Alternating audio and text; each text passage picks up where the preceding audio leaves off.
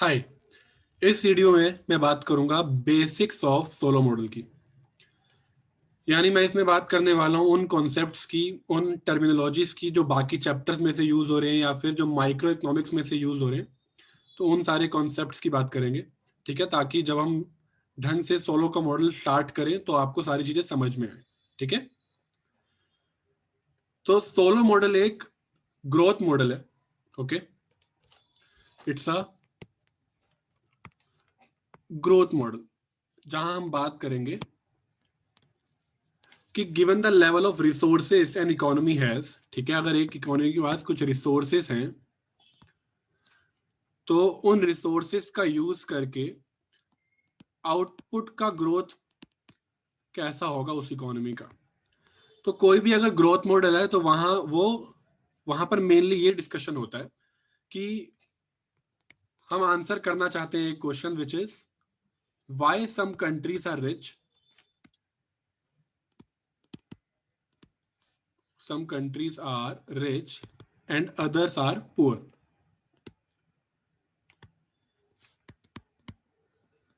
ठीक है, एक ये क्वेश्चन हो गया। सिमिलरली एक क्वेश्चन ये हो गया कि गिवन द रिसोर्सेस, कुछ कंट्रीज का ग्रोथ रेट ज्यादा होता है, कुछ का कम होता है, उनकी सेविंग्स का रेट क्या है, उसके अकॉर्डिंग उनके आउटपुट पर क्या इंपैक्ट आ रहा है। तो इस तरीके की डिस्कशन ग्रोथ मॉडल में की जाती है। ठीक है, तो जब बात हो रही है ग्रोथ की तो सबसे पहले हमें ये पता होना चाहिए कि ग्रोथ का इंडिकेटर क्या है, कि हम क्या मेजर करें ग्रोथ को देखने के लिए। ओके, तो इंडिकेटर्स ऑफ ग्रोथ, तो इंडिकेटर्स ऑफ ग्रोथ में एक आता है जीडीपी, यानी आउटपुट। आउटपुट का सिंबल होता है वाई। ठीक है, जीडीपी मतलब ग्रॉस डोमेस्टिक प्रोडक्ट, और सिंपली अगर बोला जाए तो आउटपुट ऑफ एन इकोनॉमी। ठीक है, उसकी वैल्यू। और दूसरा इंडिकेटर जो कि एक बेटर इंडिकेटर है than GDP is GDP per capita. Capita को आप समझो पर हेड, यानी इस पूरे आउटपुट को अगर मैं पॉपुलेशन से डिवाइड कर दूं, ठीक है, वैसे यहां पर जो एल है उसका मतलब है लेबर फोर्स या units of labour in the economy. But Solow model का एक फ्लो है कि वो लेबर फोर्स और पॉपुलेशन में डिस्टिंग्विश नहीं करता। ठीक है, उन दोनों को सेम लेकर चलता है। Now coming back, GDP per capita यानी पूरी इकोनॉमी की output divided by the population, यानी पर हेड वो आउटपुट कितना आया। तो that is a good indicator of growth. ठीक है, और मैं बात कर रहा था आपसे फ्लॉ की। तो एक फ्लो है इस मॉडल में कि it does not distinguish between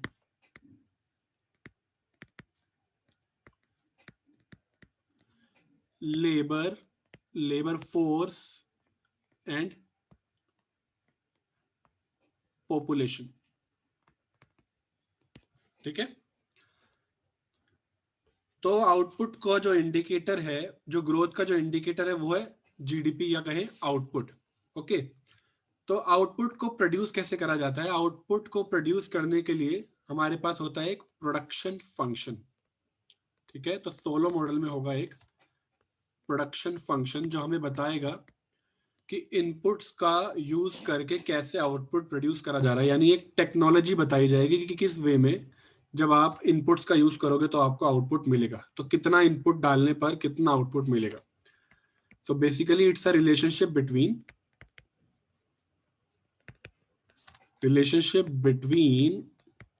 the factors of production. Factors of production बोलो या इनपुट बोलो, ठीक है, जिनका यूज करके आउटपुट प्रोड्यूस करा जा रहा है उसे कहते हैं फैक्टर्स ऑफ प्रोडक्शन। तो relationship between the inputs and quantity of output produced, quantity of output produced, इसे हम कहते हैं प्रोडक्शन फंक्शन। ठीक है, तो अगर मैं बात करूं सोलो मॉडल की यहां पर, तो सोलो मॉडल का सेटअप करने से पहले हमें बतानी होंगी उसकी अजम्पशंस, क्योंकि इकोनॉमिक्स में अगर आप कोई भी मॉडल सेटअप कर रहे हो तो सबसे पहले आपको बतानी पड़ेंगी अजम्पशन, जिसके बेसिस पर आप पूरा मॉडल सेट करोगे। ठीक है, तो अजम्पशन सबसे पहले ये है इस मॉडल में कि we have 2 factors of production.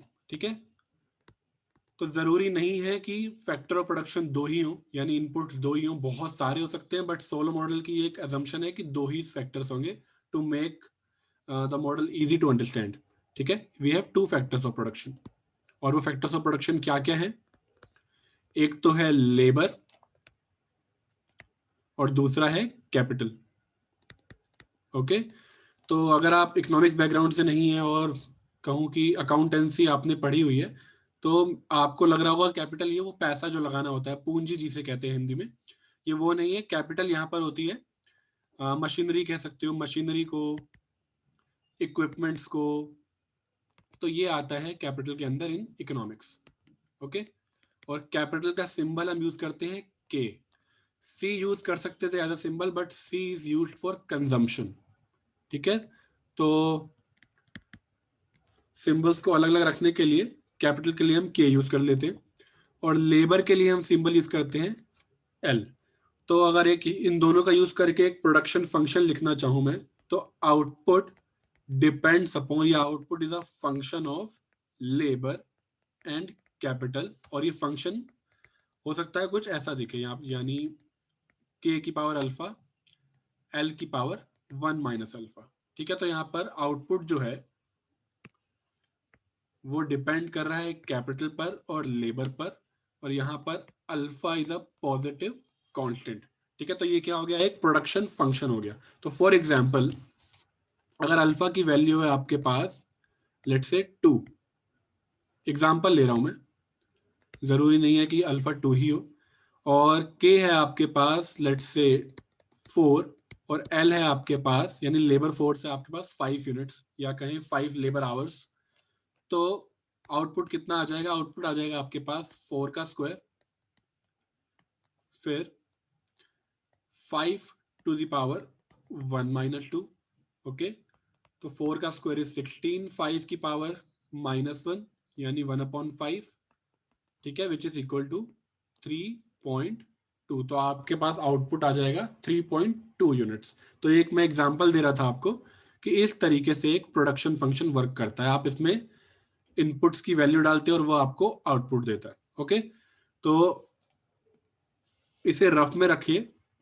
Main चीज है ये कि हम अजम्पशन क्या है कि यहाँ पर 2 फैक्टर्स ऑफ प्रोडक्शन है, जो कि है लेबर और कैपिटल। लेबर का सिंबल है एल और कैपिटल का सिंबल है के। Okay, next assumption, assumption number 2 is we have constant returns to scale, constant returns to scale। इसका मतलब देखते हैं। ओके, तो मेरे पास प्रोडक्शन फंक्शन है एफ ऑफ के को माइल। ओके, तो अगर मैं लेबर और कैपिटल को सेम प्रोपोर्शन में इंक्रीज करूं, फॉर एग्जांपल अगर मैं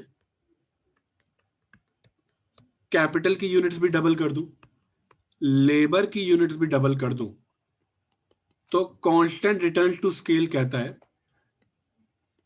कि आपका जो आउटपुट है वो भी डबल हो जाएगा। ठीक है, F of K comma L is equal to Y. ठीक है, तो अगर मैंने अपना लेबर और कैपिटल को करा डबल, तो मेरा टोटल आउटपुट भी हो जाएगा डबल। इसका ये इंप्लीकेशन है किसका? कांस्टेंट रिटर्न टू स्केल का। सिमिलरली अगर मैं आउटपुट को कर दूं हाफ, सॉरी कैपिटल को कर दूं हाफ, लेबर को कर दूं हाफ, तो मेरा जो आउटपुट है वो भी हो जाएगा हाफ। ओके, तो इन जनरल अगर मैं लिखना चाहूं कि लैम्डा प्रोपोर्शन में मैंने इंक्रीज करा कैपिटल को, लैम्डा प्रोपोर्शन में मैंने इंक्रीज करा लेबर को, तो मेरा आउटपुट भी लैम्डा प्रोपोर्शन से इंक्रीज हो जाएगा। एल कोमा के रखो या के कोमा एल, क्योंकि इट्स बेसिकली मींस कि जो आउटपुट है वो डिपेंड करता है लेबर और कैपिटल पर। पहले क्या लिखते हैं उससे फर्क नहीं पड़ता, where lambda is greater than 0। Okay, तो यहाँ जो प्रोडक्शन फंक्शन है उसका एक फीचर ये है कि it has constant return to scale. Next point, third assumption है हमारे पास कि मार्जिनल प्रोडक्ट ऑफ कैपिटल, मतलब बताता हूं अभी मैं इसका, मार्जिनल प्रोडक्ट ऑफ कैपिटल जिसका सिंबल है मार्जिनल का एम, प्रोडक्ट ऑफ कैपिटल के, ये पॉजिटिव होना चाहिए। क्या मतलब है इस बात का कि अगर मैं कैपिटल की एक यूनिट चेंज करूं, ओके, मेरे पास प्रोडक्शन फंक्शन है F of K comma L, okay, अगर मैं कैपिटल को एक यूनिट से इंक्रीज करूं तो वाई भी इंक्रीज होगा।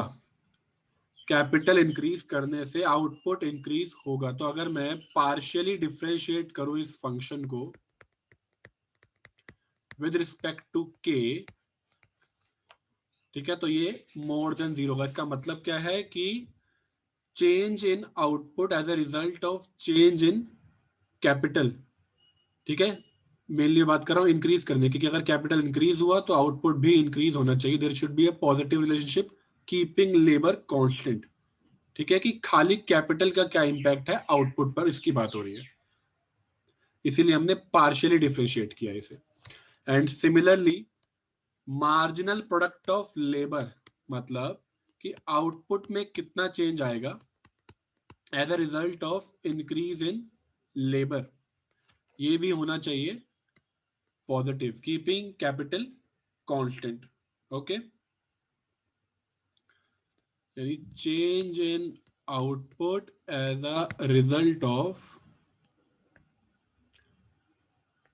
Increase in 1 unit of labour, ये है हमारा MPL, marginal product of labour. तो इस मॉडल की असम्पशन क्या है कि ये दोनों पॉजिटिव होने चाहिए, which seems to be realistic, कि अगर आप लेबर या कैपिटल और लगा रहे हो अपने आउटपुट के लिए तो ऑब्वियसली आप इसीलिए लगा रहे हो कि आपका आउटपुट इंक्रीज होगा, राइट। लेबर अगर बढ़ाओगे, कैपिटल अगर बढ़ाओगे तो आउटपुट इंक्रीज होना चाहिए। नेक्स्ट असम्पशन, और यहां पर एक चीज और, मार्जिनल प्रोडक्ट ऑफ कैपिटल को हम रिटर्न टू फैक्टर भी कहते हैं, रिटर्न्स टू फैक्टर या फैक्टर्स बोल सकते हैं, दोनों के लिए। तो मार्जिनल प्रोडक्ट हो या रिटर्न टू फैक्टर्स हो, एक ही बात है। यानी फैक्टर्स क्या है, इनपुट्स की बात हो रही है लेबर और कैपिटल की, तो लेबर और कैपिटल से आपको कितना रिटर्न मिलता है, यानी बात हो रही है आउटपुट की। तो मार्जिनल प्रोडक्ट ऑफ कैपिटल बोलो, लेबर बोलो, या फिर रिटर्न टू फैक्टर बोलो, एक ही बात है। नेक्स्ट assumption नंबर 4 है हमारे पास, diminishing return to factor, diminishing returns to factors. Now मैंने आपसे ये कहा कि अगर हम लेबर और कैपिटल इंक्रीज करेंगे तो आपका आउटपुट इंक्रीज होगा, लेकिन ये assumption कहती है इंक्रीज तो होगा लेकिन जो रेट ऑफ इंक्रीज है वो वो रिड्यूस होता जाएगा। मतलब कि अगर मैं लेबर इंक्रीज करता जा रहा हूं, ठीक है, पहले मान लो लेबर इनिशियली 0 थी और आउटपुट भी 0 था, मैंने लेबर 1 यूनिट से इंक्रीज करी, यहां पर वाई लिख लेते हैं, यहां पर मैं बात कर रहा हूं चेंज इन वाई की, कि अगर मैं लेबर को 1 यूनिट कर देता हूं तो आउटपुट बढ़ता है 10 यूनिट से। अगर मैं लेबर की 2 यूनिट कर देता हूं, यानी एक और इंक्रीज कर देता हूं, तो आउटपुट बढ़ता है 8 से। अगर मैं लेबर की 3 यूनिट्स यूज करता हूं, यानी मैंने एक इंक्रीज कर दी है, तो आउटपुट चेंज हो रहा है लेट से 7 यूनिट से। तो टोटल वाई कितना आता जाएगा वो देखते हैं। इनिशियली 0 है, फिर एक लेबर पर 10 हो जाता है, 2 लेबर पर 10 + 8, 10 पहले था 8 अब हो गया, तो टोटल हो गया 18। अब 18 पहले था 7 और आ गया थर्ड यूनिट पर, तो 18 + 7 = 25। तो आप देखोगे कि लेबर के इंक्रीज करने पर आउटपुट इंक्रीज हो रहा है, ठीक है, पहले 10 था, फिर 18 हुआ, फिर 25 हुआ, राइट। बट जो चेंज इन आउटपुट है वो कम होता जा रहा है कि पहले 10 से बढ़ा, फिर 8 से बढ़ा, फिर 7 से बढ़ा। तो चेंज इन आउटपुट जो है वो डिक्रीज होता जा रहा है, इसी को कहते हैं हम डिमिनिशिंग रिटर्न टू फैक्टर। तो यानी अगर मैं मार्जिनल प्रोडक्ट ऑफ कैपिटल को फर्दर डिफरेंशिएट करूं विद रिस्पेक्ट टू के, तो ये आएगा नेगेटिव। सिमिलरली अगर मैं मार्जिनल प्रोडक्ट ऑफ लेबर को फर्दर डिफरेंशिएट करूं विद रिस्पेक्ट टू लेबर, तो वो आना चाहिए नेगेटिव। इसी को कहते हैं डिमिनिशिंग रिटर्न टू फैक्टर, कि आउटपुट इंक्रीज जरूर हो रहा है फैक्टर्स के इंक्रीज करने पर, लेकिन उसका जो रेट है वो डिक्रीजिंग है। ओके, तो इसे हम और लिख सकते हैं इस तरीके से, एफ के और एफ एल एल, यानी 2 बार डिफरेंशिएट किया विद रिस्पेक्ट टू के। पहली बार डिफरेंशिएट करने पर आपको मिला मार्जिनल प्रोडक्ट ऑफ कैपिटल, और फिर दोबारा डिफरेंशिएट करने पर वो आ रहा है नेगेटिव। तो ये दोनों होने चाहिए negative. That's what we mean by diminishing return to factor. और इसी को अगर आप डायग्रामेटिकली देखना चाहो तो लेट्स से यहां पर है कैपिटल, इधर है आपका मार्जिनल प्रोडक्ट ऑफ कैपिटल। तो कैपिटल इंक्रीज करने पर marginal product of capital positive होना चाहिए, लेकिन डिक्रीजिंग होना चाहिए। तो ये हो गया डिक्रीजिंग, कि जैसे जैसे आप कैपिटल इंक्रीज कर रहे हो, मार्जिनल प्रोडक्ट ऑफ कैपिटल जो है आपका, वो आपको रिटर्न दे रहा है लेकिन कम होता जा रहा है। एमपी के अभी भी पॉजिटिव है लेकिन कम हो रहा है। तो ये कर्व जो है वो फ्लैट होता चला जाएगा। ओके, ओह सॉरी, ये आउटपुट की बात कर रहा था मैं यहाँ पर, एफ ऑफ एल कॉमा के यानी वाई, कि के इंक्रीज होने पर आउटपुट इंक्रीज होगा लेकिन उसका जो रेट है वो डिक्रीज होता जाएगा। तो जब मैं यहाँ जो टेंजेंट लाइंस बना रहा हूँ वो देखो आप, फ्लैट होती जा रही है। ठीक है, तो एमपी के डिक्रीज होता जा रहा है। एमपी के अपने आप में पॉजिटिव है, लेकिन for each additional unit of capital आपका जो आउटपुट है वो कम रेट से इंक्रीज होगा। ओके, तो इसे कहते हैं हम डिमिनिशिंग रिटर्न टू कैपिटल।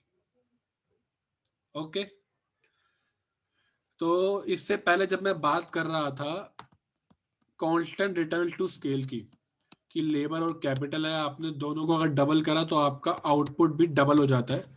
ठीक है, लेकिन यहां पर किस चीज की बात हो रही है, जब मैं एक इंडिविजुअल इनपुट का यूज कर रहा हूं, फॉर मतलब लेबर है, कैपिटल, और आपने खाली कैपिटल को डबल करा है, तो अब जो आपका आउटपुट इंक्रीज होगा वो लेट्स से 1.5 से बढ़ेगा। यानी पॉइंट इज की वो 2 से नहीं बढ़ सकता ना 2 के ज्यादा, ना डबल से ज्यादा, ना डबल से, वो कुछ कम रेट से बढ़ना चाहिए। कि अगर आपने कोई एक सिंगल इनपुट को डबल कर दिया तो इसका मतलब ये नहीं कि आपका आउटपुट भी डबल हो जाएगा।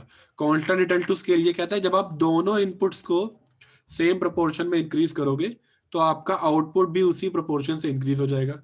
ठीक है, लेकिन अगर आपने दोनों में से सिर्फ किसी एक इनपुट को डबल करा या किसी प्रोपोर्शन से इंक्रीज करा है तो आपका जो आउटपुट है उससे कम प्रोपोर्शन से इंक्रीज होगा। और यहाँ पे 1.5 एक एग्जांपल है।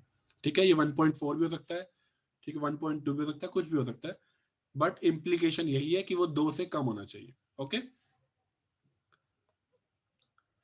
नेक्स्ट अजम्पशन क्या है हमारे पास, अजम्पशन नंबर आई थिंक 5 होनी चाहिए, देख लेते हैं। हाँ, अजम्पशन नंबर 5 क्या कहती है,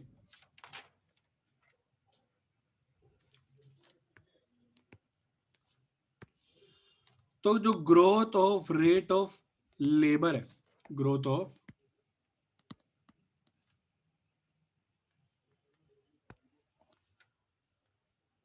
कि लेबर का जो लेबर ग्रोथ रेट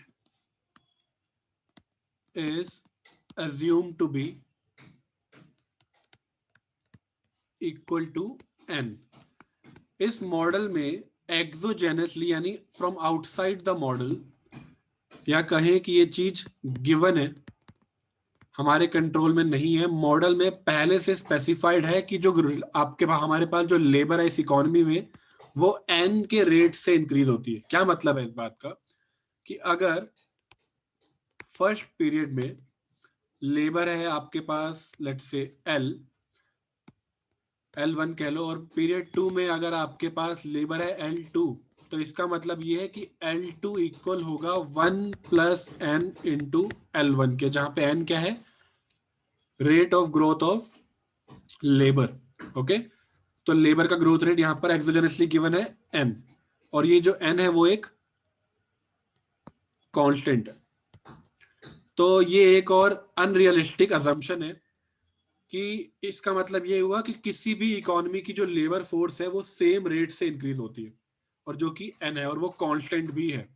तो which might seem unrealistic, but ये अजम्पशन हम यूज कर रहे हैं सोलो मॉडल में। ओके, तो अब इसका मतलब क्या हुआ कि डेल्टा एल यानी चेंज इन एल, यहां पर डेल्टा, ये जो सिंबल है ट्राइंगल, ये इसे कहते हैं डेल्टा, और इसका मतलब होता है चेंज। तो change in labour upon initial level of labour, ये इक्वल है एन के। तो जहां पर आप चेंज इन एल को लिख सकते हो D L by d T, कि टाइम के साथ लेबर में कितना चेंज आएगा अपॉन इनिशियली लेबर कितना था। और जब मैं टाइम के साथ किसी वेरिएबल को डिफरेंशिएट करूंगा तो मैं उसकी जगह लिख सकता हूं एल डॉट। ठीक है, यहाँ पर एल डॉट क्या है, एल डॉट इक्वल है D L by d T के। ओके, तो L dot upon L equal है आपका एन के। तो ये हो गया rate of growth of labour. Okay, तो वापस प्रोडक्शन फंक्शन पर आते हैं। प्रोडक्शन फंक्शन था हमारे पास y equal to F of l comma k, and let's say it is equal to k to the power alpha l to the power 1 minus alpha. मैंने आपसे कहा था ये ग्रोथ मॉडल है, और यहाँ पर हम बात करेंगे आउटपुट के ग्रोथ की, और जो कि ऑब्वियसली यहाँ पर दिख रहा है कि आउटपुट का जो ग्रोथ है वो डिपेंड करेगा इनपुट्स की ग्रोथ पर। तो वही निकालने की मैं कोशिश कर रहा हूं। तो taking log both sides, log y equal to alpha log k plus 1 minus alpha log l।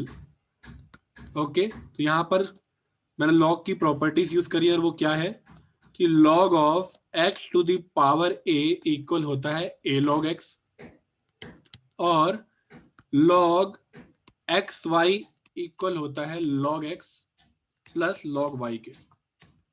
हमने log क्यों यूज करा ये अभी आपको पता चल जाएगा। ठीक है, तो अब क्योंकि मुझे जब मैं बात करता हूं ग्रोथ की तो log बहुत हेल्प करता है। कैसे, अब देखना। तो differentiating both sides with respect to t।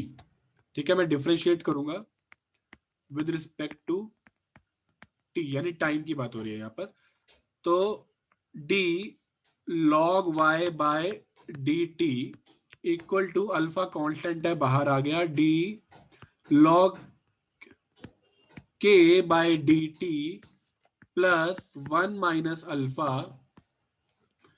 d log l by d t. ठीक है, टाइम के रिस्पेक्ट में मैंने इन सबको डिफरेंशिएट कर दिया। ग्रोथ जो हम देख रहे हैं over a period of time देख रहे हैं। ठीक है, तो इसलिए हम इसे डिफरेंशिएट करें विद रिस्पेक्ट टू टाइम। तो log y का डिफरेंशिएशन क्या होता है, 1 अपॉन y।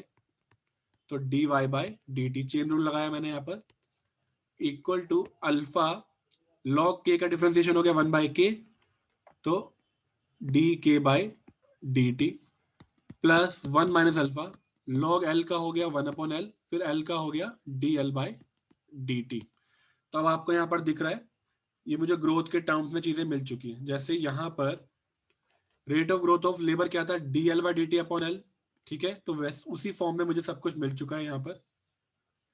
तो dy by dt upon y ये क्या बता रहा है मुझे, ये बता रहा है हमें rate of growth of output, right, equal to alpha होता है इनकम शेयर ऑफ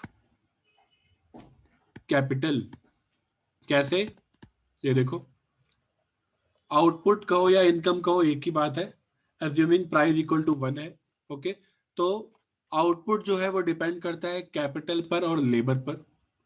तो और जो ये कैपिटल है वो इस प्रोडक्शन फंक्शन का अल्फा शेयर है, और रिमेनिंग का जो शेयर है यानी 1 माइनस अल्फा वो लेबर का है।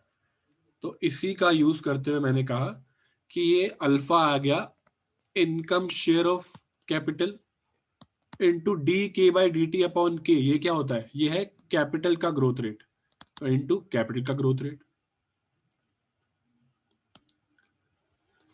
प्लस 1 माइनस अल्फा क्या हुआ? इनकम शेयर ऑफ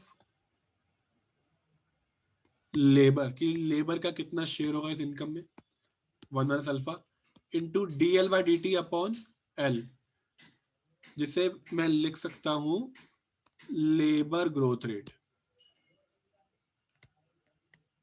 और हमें पता है लेबर ग्रोथ रेट कितना गिवन है हमें, ये गिवन है एक्सोजेनसली एन, अल्फा और 1 माइनस अल्फा आपको गिवन होगा। यानी अगर आप मुझे निकालना है आउटपुट का ग्रोथ रेट, ठीक है, if I want to find output growth rate, then अब मुझे ये निकालना है अल्फा 1 माइनस अल्फा हमें गिवन है, ये चीज हमें पता है एन है, तो यानी क्या निकालना पड़ेगा? उसके लिए हमें निकालना पड़ेगा ये, यानी rate of growth of capital. Okay, तो हमें क्या निकालना पड़ेगा? तो then we need to find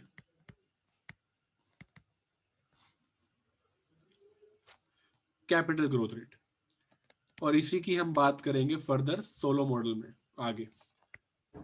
तो यहाँ पर सिंबल्स को थोड़ा और इजी बनाने के लिए, या फिर अगर आप बुक पढ़ोगे तो वो चीजें समझने के लिए मैं आपको बता दूं, इस इक्वेशन को आप और क्या लिख सकते हो। इस इक्वेशन की बात कर रहा हूं मैं, इसे हम और लिख सकते हैं।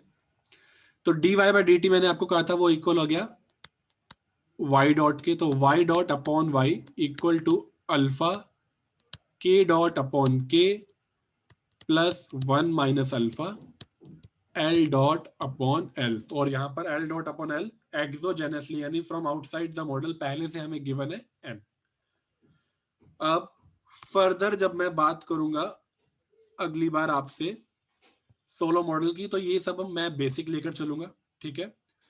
और ये हम बात करेंगे लाइव क्लास में, जो कि होगी 27 मार्च को, यानी सैटरडे को। ओके, तो 27 मार्च को सैटरडे को आपको, अगर आपने पहले से ये सब नहीं पता आपको, तो आपको ये बेस काम आएगा, ठीक है। एक क्लास होगी 27 को, फिर नेक्स्ट क्लास होगी 28 को। ये दोनों लाइव क्लासेस हैं और आप इसे एज अ ट्रायल क्लास ले सकते हो। और अगर अभी तक आपने रजिस्टर नहीं किया है तो इस वीडियो के नीचे डिस्क्रिप्शन बॉक्स में आपको गूगल फॉर्म मिलेगा, उसे फिल करना। और अगर आपको क्लासेस नहीं भी लेनी तो एटलीस्ट आप ये 2 क्लास एज अ ट्रायल ले सकते हो सोलो मॉडल खत्म करने के लिए अपने लिए। और ये पूरा कोर्स जो है वो डीएससी के पॉइंट ऑफ व्यू से है, यानी लेवल जो होगा इन क्वेश्चंस का जो मैं करवाऊंगा, जो मॉडल सेट करेंगे वो अच्छा खासा लेवल होगा, आपको काफी चीजें नई समझने को मिलेंगी, ठीक है। तो मिलते हैं सैटरडे को। Okay, bye.